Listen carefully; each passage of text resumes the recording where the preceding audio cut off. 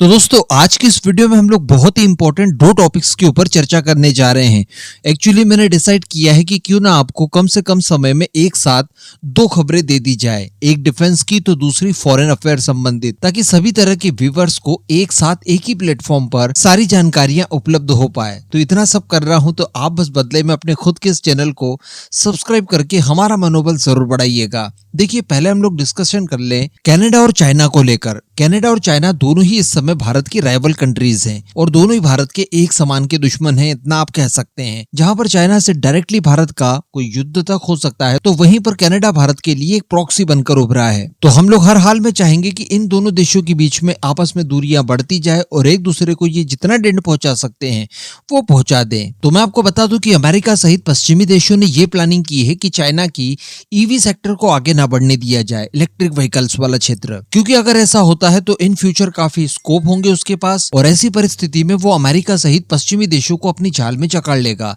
इसी वजह से लगातार चाइना मेड इलेक्ट्रिक व्हीकल्स को ये लोग अपने देश में एंट्री नहीं दे रहे हैं और इसके लिए ये लोग भारी भरकम ड्यूटी को इम्पोज कर रहे हैं। इसी सीरीज में अब नाम निकल कर आया है कनाडा का भी, और कनाडा द्वारा चाइना मेड इलेक्ट्रिक व्हीकल्स के ऊपर भारी भरकम ड्यूटी इम्पोज कर दी है। इसके साथ साथ चाइना से आने वाले स्टील, एल्यूमिनियम और अन्य कई तरह के उत्पादों के ऊपर भी भारी भरकम इम्पोर्ट ड्यूटी इम्पोज कर दी। इसके चलते चाइना को काफी ज्यादा नुकसान हो रहा है और उसका बना बनाया प्लान यहाँ पर बिगड़ने लगा है। इसको लेकर चाइना काफी ज्यादा नाराज होता है और ये कहता है कि देखिए, कनाडा इस समय WTO के द्वारा तैयार किए गए सारे नियमों का उल्लंघन कर रहा है और इसको लेकर हम लोग चुप नहीं बैठने जा रहे हैं और इसको लेकर हम लोग लगातार आवाज उठाएंगे। लेकिन इसी के साथ साथ चाइना ने भी अब कनाडा को नुकसान पहुंचाने की ठान ली है और बताया जा रहा है कि चाइना ने एक प्लान बनाया है जिसके चलते कनाडा को कम से कम $3.47 बिलियन का नुकसान हर साल के हिसाब से होगा। जी है, दरअसल जो चाइना की कॉमर्स मिनिस्ट्री है, जिसे मोफकॉम कहा जाता है, इनकी तरफ से बताया ये जा रहा है कि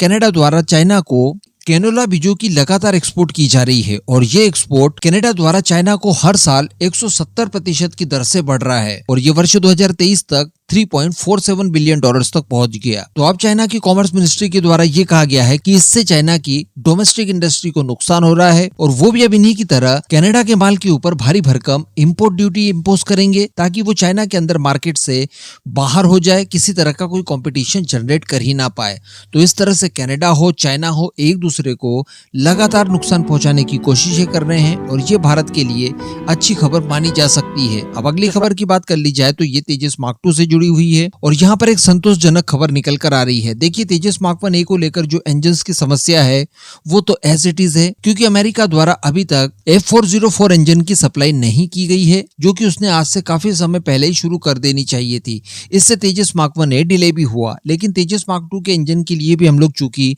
अमेरिका पर ही निर्भर हैं और अमेरिका की जनरल इलेक्ट्रिक के ही F414 इंजन का इस्तेमाल करने जा रहे हैं और हमारी तैयारी यह है कि अगले साल तक तेजस मार्क 2 का प्रोटोटाइप हर हाल में रोल आउट कर दिया जाए और 2026 की एकदम शुरुआत में इसके फर्स्ट फ्लाइट और बाकी के ट्रायल्स वगैरह भी शुरू कर दिए जाएं। हालांकि इसके लिए हम लोगों ने अमेरिका के साथ एक डील की है जिसके तहत इसके इंजन यानी F414 इंजन भारत के अंदर ही लोकल मैन्युफैक्चरिंग किए जाएंगे। लेकिन ये सारी कुछ चीजें संभव होगी इस साल के अंत तक, जब इस डील को फाइनली भारत और अमेरिका द्वारा ऑफिशियल तौर पर साइन की जाएगी। उसके बाद सारी चीजें भारत में तैयार होनी शुरू होंगी और उसमें लग जाएगा लगभग 3 सालों का समय। तो जब तक के लिए जनरल इलेक्ट्रिक के ऊपर कार्यभार है और वो हमें इंजन्स की सप्लाई करेगा। तो इसको लेकर बताया ये जा रहा है कि अमेरिका की जनरल इलेक्ट्रिक द्वारा F414 इंजन की सप्लाई भारत को कर दी गई है। जी हाँ, और शुरुआत में बताया जा रहा है कि 8 इंजन जो कि F414 क्लास के हैं वो HAL को सौंप दिए गए हैं ताकि हमारे प्रोटोटाइप निर्माण में किसी तरह का कोई विलंब न हो पाए और हमारी ये परियोजना सुचारू रूप से आगे बढ़ती रहे। यहाँ पर HAL ने प्लानिंग ये की